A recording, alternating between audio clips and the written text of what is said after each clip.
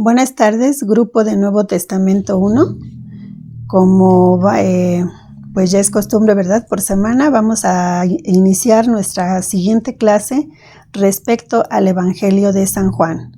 Entonces vamos a iniciar con nuestra oración de inicio. Ven Espíritu Santo y llena los corazones de tus fieles y enciende en ellos el fuego de tu amor. Envía, Señor, tu Espíritu y todo será creado y se renovará la faz de la tierra. Oh Dios, que iluminaste los corazones de tus fieles con la luz del Espíritu Santo, haz que seamos dóciles a sus inspiraciones para que podamos apreciar el bien, recibir su consuelo en las penas, su fortaleza en los momentos difíciles y su entusiasmo para obrar el bien. Por Cristo nuestro Señor. Amén. Gloria al Padre, al Hijo y al Espíritu Santo, como era en un principio, ahora y siempre, por los siglos de los siglos. Amén. Bueno, pues iniciamos nuestra clase. Estamos mirando el Evangelio de San Juan. Esta es nuestra segunda clase de este Evangelio. Vimos una visión general en la clase anterior en donde vimos qué había dado o qué había sucedido en ese momento en las primeras comunidades para que diera origen al cuarto y último evangelio, y que es el evangelio que conocemos como el evangelio teológico, no muy diferente a los evangelios sinópticos, que son el de Mateo, Marcos y Lucas. Entonces, en el caso de San Juan, ya vimos que el objetivo general del evangelio de San Juan es orientar a los cristianos que están viviendo situaciones muy complejas debido a las dudas que empiezan a surgir con relación a la fe cristiana, y que da como consecuencia que empiecen a hacer su aparición las herejías. Entonces, aunque en ese momento pues no se podían considerar realmente como herejías, porque recordemos que mientras no hubiese nada establecido por escrito a través de los concilios, entonces no era posible llamarlas herejías porque no había reglas que ellos estuviesen infringiendo. Cuando ya se hacen los concilios y ya se establecen reglas, o más bien ya aparece lo que conocemos como dogmas, entonces sí, quien infringe esos dogmas ya se le podía considerar como hereje. Pero mientras esto no estuviese por escrito, pues eran simplemente personas que tenían dudas, que presentaban pues sus opiniones con relación a esto, y eso generaba desconcierto y muchas veces la pérdida de la fe en las primeras comunidades. Entonces, dice aquí, tenemos como concepto que dice: el objetivo general del Evangelio de San Juan quiere hacer ver a los cristianos desorientados en la fe que la encarnación de Jesús, así como su pasión, son signos, primero, de la gloria de Dios y segunda, manifestación del amor de Dios por el hombre. Entonces, todo el Evangelio de San Juan va a circular siempre buscando definir los conceptos, ¿sí? Jesús es Dios, y Jesús ama al hombre, y Dios ama al hombre, y todo esto está manifestado a través de Jesús. Entonces, estas son las generalidades que vimos en la clase pasada, ¿verdad? Entonces, hoy íbamos a ver las respuestas del primer cuestionario que tenemos en nuestro libro de texto en la página 120. El libro de texto es, un momentito porque... Sí, estamos bien. Entonces, ¿por qué? Porque al ir contestando estos cuestionarios vamos reafirmando lo que ya vimos como generalidades. Entonces nos dice aquí, ¿cuántos capítulos tiene el Evangelio? Es nuestra primera pregunta, ¿verdad? Entonces alguien me preguntaba en estos días si eran las secciones o eran los capítulos. El Evangelio de San Juan tiene 6 secciones y los capítulos, que es lo que nos está preguntando acá, tiene 21 capítulos. Los capítulos ya sabemos que podemos verlos de manera muy sencilla. Si nos vamos al principio del Evangelio, pues ahí tenemos el capítulo 1, y si nos vamos al final del Evangelio, vamos a encontrar que el último capítulo es el 21. Entonces aquí nos dice cuántos capítulos tiene: 21 capítulos. Ahorita no nos metemos con las secciones, ¿sí? Entonces luego nos vamos, dice, ¿cómo y con qué inicia? Pues nos va a iniciar, aquí nos dice capítulo 1, dice, en el principio existía la palabra estaba con Dios y la palabra era Dios. Entonces ya vimos que lo primero que nos hace resaltar, dice, esto es un himno a la palabra encarnada. ¿Qué es lo que nos está resaltando? Que el verbo, primero, antes que nada, que ya existía junto con Dios, es eterno. No hay principio, no hay fin, porque es Dios. Entonces, por eso aquí nos dice, en el principio existía la palabra. ¿Por qué nos está resaltando esto? Porque parte de las herejías, vamos a llamarlas así, aunque ya aclaré que todavía en ese momento no eran consideradas herejías, ¿sí? Parte de las herejías que estaban surgiendo en ese momento es el hecho de decir que Jesucristo era creado, o sea, que había sido creado por el Padre.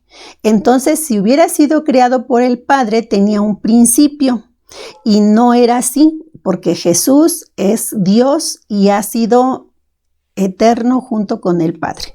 Entonces, por esa razón aquí San Juan trata de resaltar que en el principio, desde siempre, la palabra, pero la palabra con P mayúscula, y recordemos que es uno de los nombres que le damos a Jesús, la palabra encarnada, o sea, la palabra, esa palabra que es la palabra de Dios, que es la segunda persona de la Trinidad, que se encarnó en el seno de María al hacerse hombre, pero ya existía desde siempre.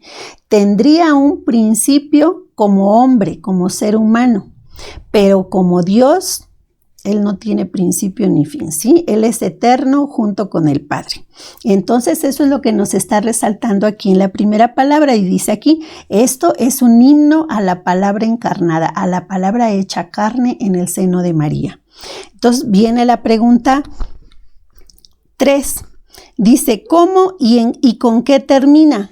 Pues nos vamos entonces al capítulo 21, como habíamos dicho, y el capítulo 21 llega hasta el versículo 25. Entonces nos dice aquí, me voy a ir un poquito más atrás y voy a leerles desde el 24 al 25, que son los dos últimos versículos. Dice, este es el discípulo que da testimonio de estas cosas y que las ha escrito, y nosotros sabemos que su testimonio es verdadero. Hay además otras muchas cosas que hizo Jesús. Si se escribieran una por una, pienso que ni todo el mundo bastaría para contener los libros que se escribieran. Bueno, aquí vamos a resaltar en el versículo 24 que está hablando en plural, ¿verdad? Nos dice, este es el discípulo que da testimonio de estas cosas y que las ha escrito. Bueno, ahí me está hablando de que es el discípulo. Por eso, ese discípulo al que se están refiriendo, nosotros pensamos que es el discípulo San Juan. Y después dice, y nosotros sabemos que su testimonio es verdadero. ¿Se acuerdan que en la clase anterior yo les había comentado que se han hecho estudios que llegan a la conclusión de que el Evangelio no es escrito directamente de puño y letra, por así decirlo, por San Juan, pero que sí es escrito por discípulos inmediatos a él, a quienes él preparaba y que son conocidos como la escuela joánica. El sustento para considerar que estamos en lo correcto es el hecho de que aquí en este versículo nos dice, y nosotros sabemos que su testimonio es verdadero. O sea que ya está hablando en plural, ¿verdad? Que fueron varias personas las que se unieron para escribir este evangelio, pero que se le atribuye a San Juan Evangelista porque tiene la enseñanza directa de San Juan. Entonces ellos lo único que seguramente plasmaron por escrito lo escuchado de boca de San Juan. Y luego al final nos dice, hay además otras muchas cosas que hizo Jesús. ¿A qué podemos sacar en conclusión? Que hay muchas cosas que, la mayoría están escritas aquí, pero hay muchísimas cosas más que nosotros no conocemos y que no se escribieron, pero que fueron transmitidas. Muchas de estas cosas que no están plasmadas por escrito, seguramente que fueron transmitidas de manera verbal de los discípulos a las personas que iban evangelizando, y que pues inclusive dentro de ellas iban eligiendo personas a las que se les iban dando puestos eran presbíteros, bueno, en este caso eran diáconos y eran nombrados también, pues de alguna manera les imponían las manos para que continuaran también ellos con el mandato de Jesús de llevar la buena nueva a todos lados, ¿verdad? Bueno, pues entonces ya vimos cómo en esto es en lo que termina, dice. Aquí yo les puse un comentario que dice: San Juan da testimonio de lo escrito, pero también está consciente de que está lejos de haber recogido toda la riqueza de los hechos que han sucedido. Al decir, si se escribiera todo, serían infinidad de libros. O sea que él está diciendo, esto que yo les escribí es nada comparado con todo lo que él dijo, con todo lo que él hizo, con todo lo que él vino a traernos del amor, de la misericordia de Dios. Entonces, esa es nuestra respuesta de la pregunta 3. Dice, pregunta 4. ¿Qué diferencia presenta con los anteriores evangelios? Bueno, ¿se recuerdan que los evangelios sinópticos habíamos dicho que estos se dedican a recoger los dichos y hechos de Jesús? Cada uno lo presenta, aunque con una visión muy personal, porque además tienen objetivos un poco diferentes, cada uno en sus evangelios. Recordemos que uno trata de resaltar que Jesús es Dios y hombre. El otro trata de resaltar que en Jesús se cumplieron todas las profecías. Y el otro únicamente trata de mostrarnos que las dos cosas, ¿verdad? Que Jesús es Dios y hombre, que en Jesús se cumplen las profecías, y más que nada trata de mostrarnos cuánto nos ama Dios, que es el Evangelio de San Lucas. Pero bueno, entonces vimos que los tres de alguna manera buscaron relatarnos dichos y hechos de Jesús. En el caso de San Juan, en la clase anterior comentamos que él se va a referir básicamente a 7 signos. Sí, también ya vimos que él no les da el nombre de milagros, como en el caso de los otros evangelios. Él no le da el nombre de milagros a aquellos puntos que él va a tomar como referencia para darnos todo lo que él quiere platicarnos de Jesús. Entonces, esos 7 milagros, él los va a llamar signos, porque él los va a analizar de tal forma que él ve señales, signos, símbolos, de cosas muy profundas que Jesús vino a decir. O sea, no era la palabra nada más de lo que él dijera, sino esa palabra tenía mucho significado y muchísimo, muy profundo, y todavía no tenía un solo significado. Dependiendo del ángulo en que nosotros lo viésemos, el mismo signo podía tener diversos significados y todos verídicos con un objetivo común. Entonces vamos a seguir adelante. Aquí yo les anoté que la diferencia que presenta con los otros evangelios es: primera, en todo su evangelio presenta señales del misterio y misión de Jesús. O sea, como les decía, son señales de la misión de Jesús. Utiliza un lenguaje simbólico. Ahorita que vayamos empezando a ver alguno de esos 7 signos, van a ver cómo empieza vamos a encontrar un significado y una simbología terrible en cada uno de los versículos de lo que él nos va explicando. Tercero, su presentación es un lenguaje espiral. ¿A qué le llamamos un lenguaje espiral? Bueno, un lenguaje espiral es que si nosotros pintamos una espiral, ¿verdad? Empezamos en el centro y empezamos a hacer las rueditas y esas rueditas se van haciendo más grandes, más grandes. ¿Qué quiere decir? Que lo mismo que está dicho al principio, después de los giros de una espiral, la misma palabra puede estar repetida en alguna de las espirales, pero entonces, aunque es la misma palabra, está a la misma altura, pero con una amplitud mucho más grande. ¿Qué quiere decir? Que tiene un significado. La misma palabra, cuando se dice por primera vez, no tiene tanto significado como el que va teniendo en la segunda vuelta, en la tercera vuelta, en la cuarta vuelta de una espiral. Entonces, ¿qué quiere decir? Por ejemplo, dice, no es lo mismo que esta persona le diga, bueno, es algo que muchos predicadores han puesto como ejemplo la palabra, es decir, cuando dicen te amo por vez primera, una pareja que uno y otro se digan te amo cuando son novios, no tiene la misma validez o no tiene, no es que no tenga la misma validez, sino que no tiene la misma profundidad o el mismo significado cuando esa misma palabra se la dicen 5 años después de casados, 10 años después de casados.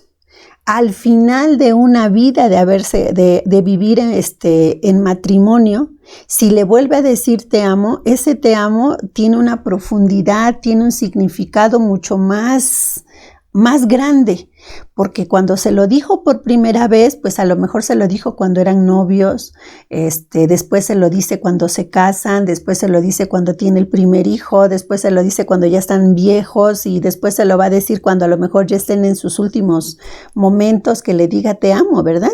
Entonces, la misma expresión, estamos hablando de una espiral, aunque sea la misma expresión y esté al mismo nivel, pero ya está en otra espiral mucho más grande.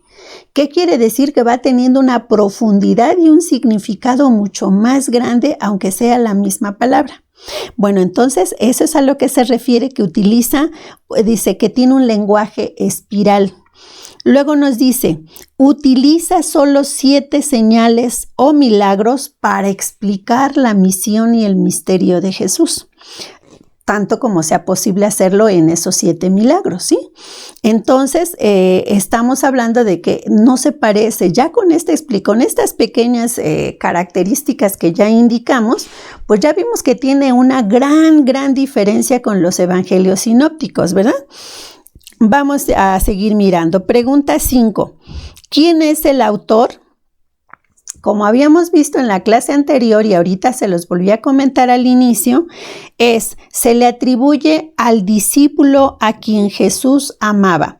En el trayecto del Evangelio, ustedes se van a encontrar con mucha frecuencia esa referencia que dice el discípulo que más amaba. Sí, el discípulo que más amaba a Jesús. Entonces, a eso se está refiriendo se entiende que es San Juan, el más joven. No marqué una cita acá donde ustedes lo pudiéramos ver, pero si ustedes ya estuvieron leyendo, con frecuencia se van a encontrar que dicen el discípulo que más amaba.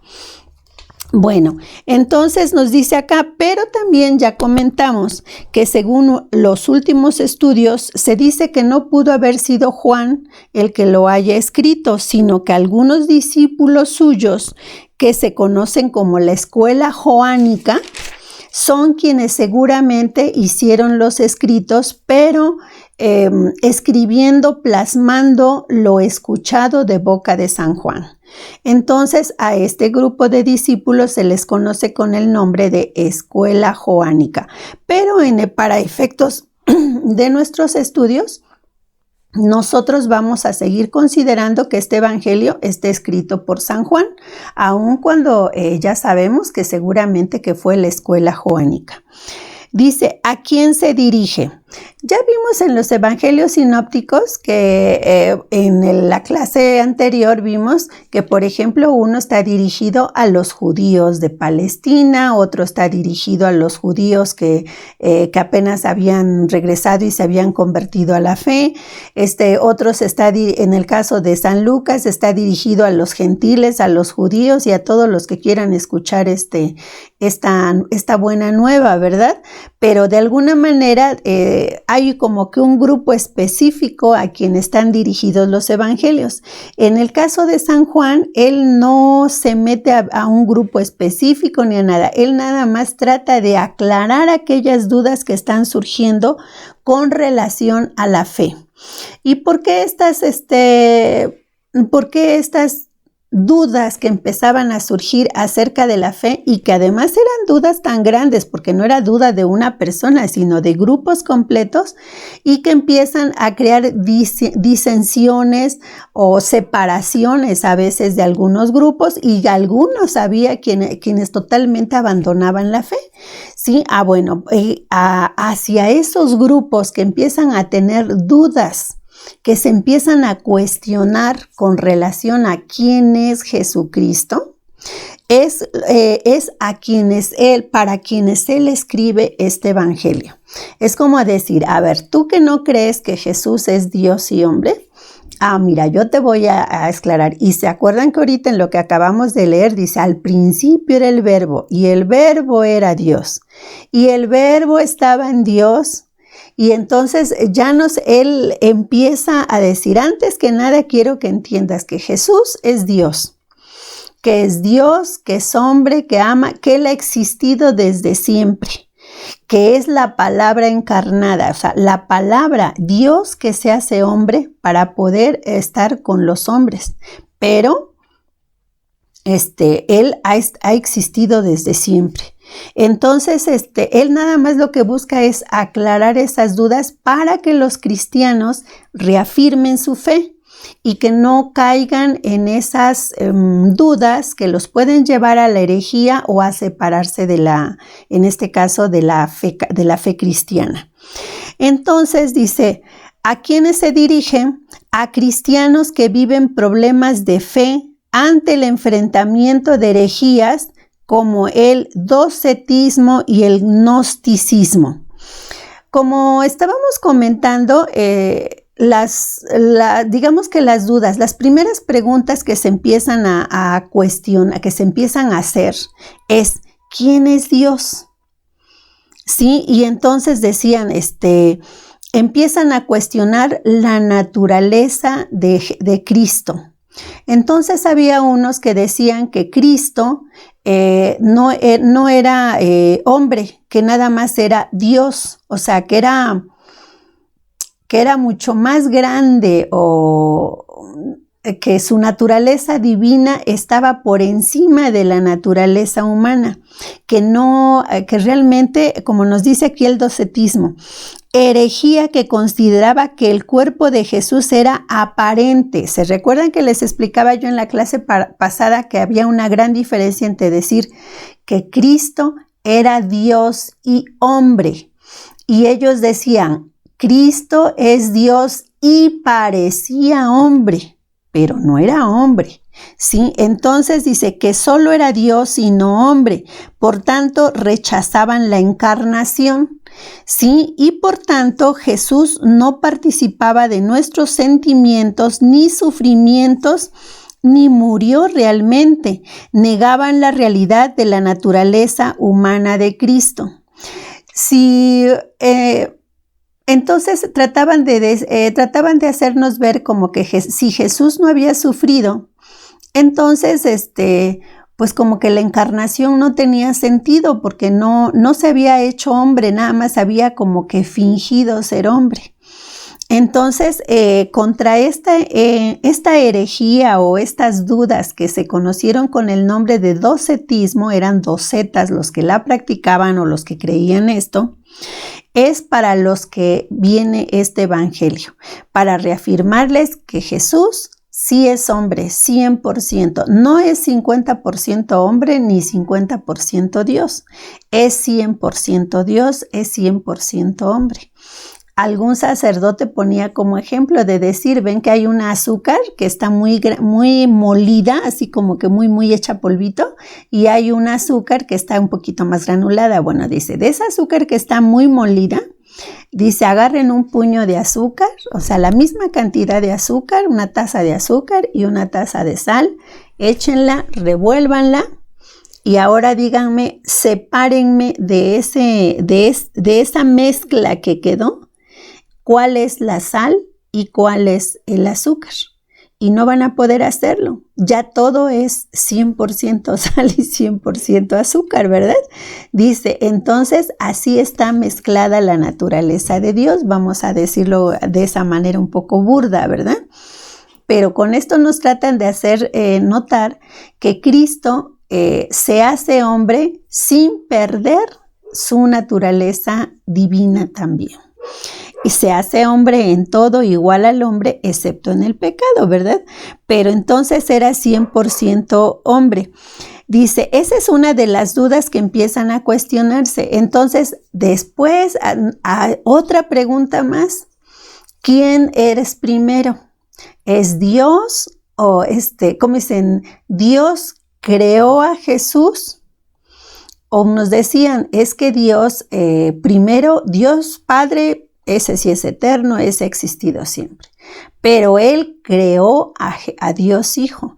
Entonces, al hacerlo criatura, ya están haciéndolo como que tiene menos jerarquía. No es un Dios eterno como Dios Padre, sino que ya entonces Jesús tiene un principio y tiene un fin.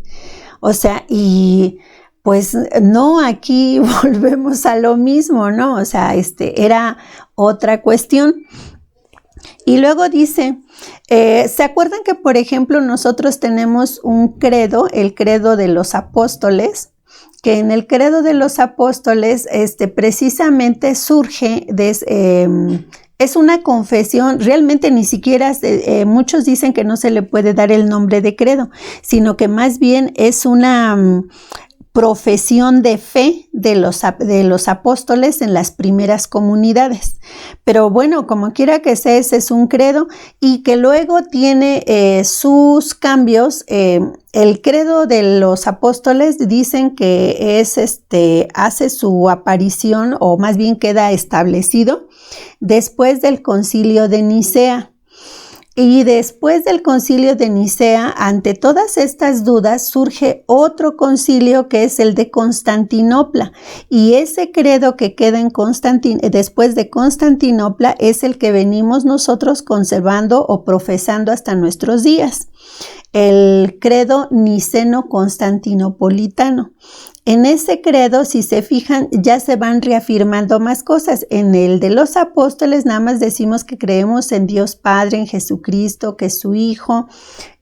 Y ya luego en el credo de niceno-constantinopolitano, ya decimos Hijo del Padre, dice engendrado, no creado. O sea que ya está hablando, ¿por qué? Porque ya había surgido esa duda de que Jesucristo había sido creado por el Padre. Entonces aquí nos especifican, no es creado, es engendrado.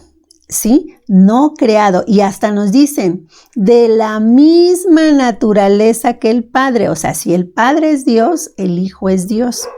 Si el Padre es eterno, el Hijo es eterno. Si el Padre ha existido siempre, el Hijo ha existido siempre. Entonces, ahora, en el credo apostólico, si se fijan, nada más, hasta ahí dice, creo en el Espíritu Santo. Y ahí se queda. Y ya en el credo constantinopolitano ya nos especifican que el Espíritu Santo es Señor y dador de vida y de la misma naturaleza que el Padre. Dice, creo en el Espíritu Santo, Señor y dador de vida. ¿Qué? Ay, ya se me fue ahorita en este momento. Aquí tenemos el credo. Y nos dice, de tanto que lo reza uno, ¿verdad? Hasta se eleva uno. Creo en el Espíritu Santo. El credo de los apóstoles, y aquí está. Creo en el Espíritu Santo, Señor y dador de vida, que procede del Padre y del Hijo, que con el Padre y el Hijo recibe una misma adoración y gloria y que habló por los profetas. ¿Qué me están especificando allí? Que el credo, que el Espíritu Santo procede del Padre y del Hijo.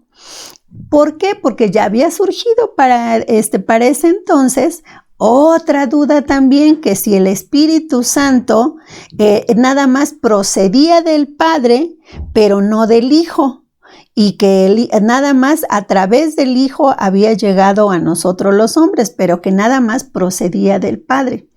Entonces, ante todas estas dudas es por lo que se va modificando, por así decirlo. Bueno, no modificando porque no se le cambiaron, sino más bien se complementó el credo niceno-constantinopolitano, a diferencia, o sea que es un poquito más detallado y es donde ya se manifiestan lo que conocemos como dogmas. Y ahí sí, a partir de ese momento, quienes no creyeran esto, que estaba especificado en el credo, porque ya eran dogmas que se habían establecido en el concilio de Niceo-Constantinopolitano, entonces ahí sí ya se les podía condenar como herejes a quienes contravinieran esta situación. Hasta antes de que se establecieran como tal, pues nada más se consideraban que tenían dudas y que estaban causando separación dentro de la iglesia, pero todavía no se les podía considerar como herejes. Bueno, entonces ya vieron por qué fueron apareciendo esas aclaraciones o ya esas definiciones bien establecidas en nuestro credo, porque empieza la gente a cuestionarse. ¿Jesús es creado o ya existía siempre con el Padre? ¿Jesús es Dios o es hombre? ¿El Espíritu Santo es Dios o es una fuerza o qué es? O sea, nada más es como que una palabra o qué es el Espíritu Santo. Entonces, por eso todo esto se va definiendo en los concilios. ¿En qué concilios se establecen estos ya como dogmas, por así decirlos? Pues se recuerdan que la naturaleza de Cristo se define en el concilio de Nicea. Este concilio de Nicea fue aproximadamente en el año, déjenme ver, yo aquí lo anoté, en el año 325 aproximadamente. Fíjense, ya había aparecido el Evangelio de San Juan, estamos hablando que se escribe por el año 90-100, porque ya desde entonces ya estaban surgiendo todas estas dudas. Pero ¿cuándo se vienen a plasmar por escrito? Hasta el año 325, en que se hace el primer concilio, en donde acuden ya cientos de obispos de todas las, pues de todos los lugares, de todas los, no iglesias, porque todavía no había el protestantismo, sino de todas las iglesias católicas que estaban diseminadas ya por todos los lugares donde había crecido la iglesia católica, la iglesia cristiana en este momento, y que pues a veces no tenían mucha comunicación entre ellos y había discrepancia en la forma en que se entendían las cosas. Entonces, de ahí que se ven obligados a que en el año 325 se hace el primer concilio de Nicea, en donde ya se establece la naturaleza de Cristo, pero nada más eso es lo único que se establece, ¿sí? Que Cristo es Dios, que es Hijo del Padre, que es el Hijo unigénito. Nos dice aquí el credo, que es el credo de los apóstoles, dice: creo en Dios Padre Todopoderoso, Creador del cielo y de la tierra. Creo en Jesucristo, su único Hijo, nuestro Señor, que fue concebido por obra y gracia del Espíritu Santo, que nació de Santa María Virgen. Pero ya vieron que nada más se refiere a eso, que Cristo es el Hijo único de Dios. Y ya en el Niceno Constantinopolitano nos dice: creo en un solo Dios. Y ya cuando me habla de Jesucristo me dice: creo en un solo Señor Jesucristo, Hijo único de Dios, nacido del Padre antes de todos los siglos. O sea que es desde siempre. Dios de Dios, luz de luz, o sea que es Dios, es la misma luz que tiene Dios Padre. Dios verdadero de Dios verdadero, o sea, es un Dios verdadero. No nada más es hombre como vamos a ver ahorita que era el gnosticismo, ¿sí? Engendrado, no creado, ya me aclara, es engendrado, no creado. De la misma naturaleza que el Padre. Fíjense que en una de las primeras versiones, por así decirlo, que tenemos del credo, cuando yo iba al catecismo yo me lo aprendí diciendo consubstancial al Padre, que decía engendrado, no creado, consubstancial al Padre.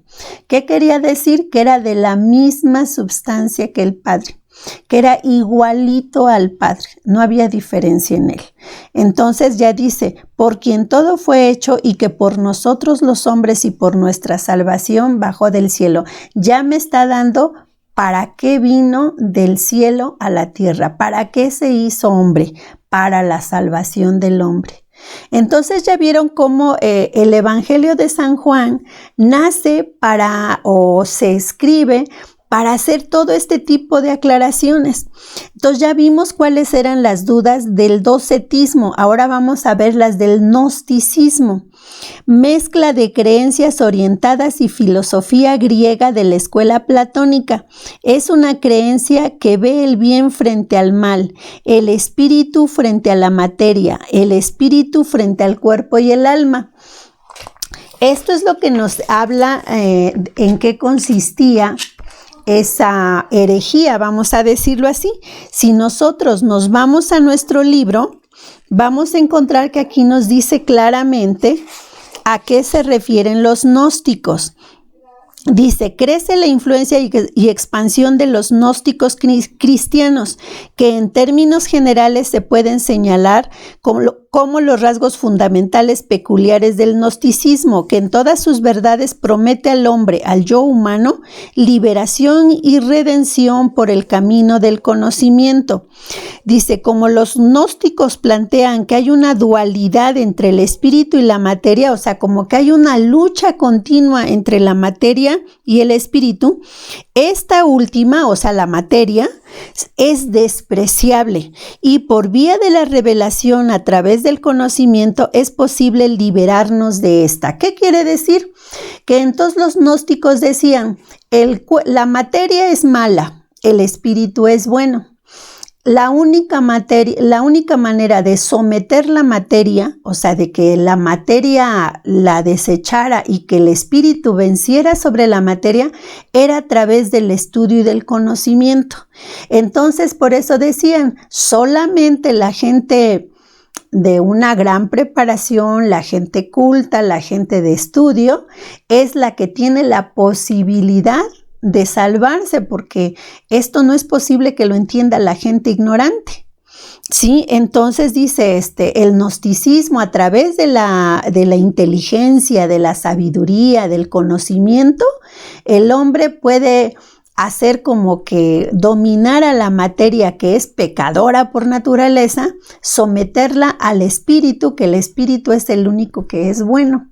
Eso era lo que ellos consideraban y se recuerdan que yo hasta les había leído la respuesta que les da San Juan a los gnósticos, que les dice, sí, es verdad que la gente ignorante no puede tener el conocimiento tan grande como el que pueden tener ustedes, los gnósticos, pero todo lo que viene de Dios es espíritu y el espíritu es el que está más despierto en la gente sencilla, porque en la gente que tiene mucho conocimiento, dice, pues se vuelven soberbios, ¿verdad? Y entonces no pueden apreciar la grandeza del amor de Dios, sino solo la gente sencilla, porque todo lo que es de Dios es del Espíritu, y eso viene a la gente sencilla, a la gente que abre el corazón para acoger todas esas enseñanzas, aunque no tenga una gran capacidad intelectual. Bueno, pues entonces ya vieron qué grandes, cuáles eran los objetivos de San Juan, ¿verdad? Quitarles estas dudas, aclarárselas para que ellos siguieran llevando su fe con seguridad. Y luego también otro grupo que estaba en controversia en estas primeras comunidades era el grupo de los seguidores de Juan Bautista, que decía que le llamaban a Jesús el mentiroso, porque Jesús se había distanciado tanto de los judíos como de los creyentes. ¿Por qué? Porque porque ellos consideraban que se había alejado de la ley mosaica. Porque se recuerdan que Jesús pues hacía muchas cosas que ellos no entendían, porque Jesucristo, Él dice, yo no vine a quitar la ley de Moisés, yo vine a darle un verdadero cumplimiento, porque la ley se tiene que cumplir de corazón, no nada más de palabra o con rituales vacíos. Bueno, entonces ya vieron todos estos problemas a los que se estaba enfrentando la iglesia de las primeras comunidades, y por lo cual hace su aparición el Evangelio de San Juan. Luego, más adelante, que también ya lo habíamos considerado, ya se los había platicado, dice, el Evangelio de Juan es una respuesta a esta situación que viven las comunidades, a la polémica sobre la divinidad y humanidad de Jesús. El evangelista responde profundizando en el misterio de la encarnación y de su muerte, y ante la tentación de huir del mundo, exhorta a los discípulos para que afiancen su fe en Jesús y unidos a Él salgan al mundo para dar testimonio de la verdad. Bueno, pues entonces hasta acá ya vimos realmente lo que dice nuestro texto con relación al Evangelio de San Juan, y ya contestamos la pregunta 7, que dice, es la última pregunta de este cuestionario pequeño, nos dice, ¿cuándo se escribió este Evangelio? Se escribió por el año 90 al 100 después de Cristo. Entonces, pues ya vimos surgen muchas herejías después, que cuando ustedes tomen el curso de Magisterio de la Iglesia, seguramente que ahí van a ver todo lo que son los concilios, y entonces van a ver ahí, conocer las herejías y por qué se van escribiendo por qué se van plasmando por escrito los dogmas únicamente para aclarar lo que la Iglesia ya cree, porque surgen cuestiones como el arrianismo, el semiarrianismo, otras herejías que empiezan a poner en duda muchas otras cosas. Se pone en duda la virginidad de María, se pone en duda su asunción, muchas cosas dentro de nuestra fe que al paso de los años se van plasmando, se van aclarando, se van estableciendo como dogmas dentro de la Iglesia en los concilios. Hay concilios, todos los concilios fueron muy importantes, ¿verdad? Pero hay unos que específicamente nunca deben de pasar desapercibidos en nuestros estudios, porque estos concilios son en donde se han definido pues los puntos básicos que ahora tenemos plasmados en nuestro credo, que digamos que son como que los cimientos de nuestra fe, ¿sí? Bueno, pues hasta acá cortamos el video por hoy, y por favor, para la próxima clase quedamos que vamos a empezar a contestar en la página 124, el punto 3, donde dice evaluación del Evangelio de San Juan. Vamos a empezar a contestar todo este cuestionario hasta el que está en la página 125, donde dice del libro de texto. La última pregunta es que dice, ¿qué rasgos presentan los discursos? Hasta ahí terminamos. Los otros cuestionarios ya no, porque sería redundar en lo que ya vimos, ¿sí? Entonces, pues por favor, para la próxima espero que podamos ver, yo creo que este cuestionario probablemente lo veamos como en 2 clases, ¿sí? Entonces, por favor, contéstenlo. Nuevamente les pido, por favor, que los contesten. ¿Por qué les pido que contesten estos cuestionarios? Porque como no tenemos manera de ¿De qué manera vamos a calificar este curso? Pues yo la única manera es que espero yo en Dios que ya en enero tenga yo manera de presentar, de tener por lo menos las últimas clases de manera presencial, en donde les voy a pedir sus libretas, y la única manera con la que yo voy a poder calificar va a ser a través de que tengan contestados todos sus cuestionarios. Sí, porque por lo menos de esa manera pues puedo tener la certeza de que por lo menos leyeron algo de los evangelios y algo de lo que tenemos en los libros, ¿sí? Pues con esto concluimos nuestra clase de hoy, una breve de oración de despedida a la Virgen Santísima, ¿sí? Contigo voy, Virgen pura, y en tu poder voy confiada, pues yendo de ti amparada mi alma volverá segura. Dulce Madre, no te alejes, tu vista de mí no apartes, ven conmigo a todas partes y nunca solo nos dejes. Ya que nos proteges tanto como verdadera Madre, haz que nos bendiga el Padre, el Hijo, el Espíritu Santo. Amén. Que tengan excelente semana y que pues sigamos todos muy bien de salud para que nos veamos lo más pronto posible.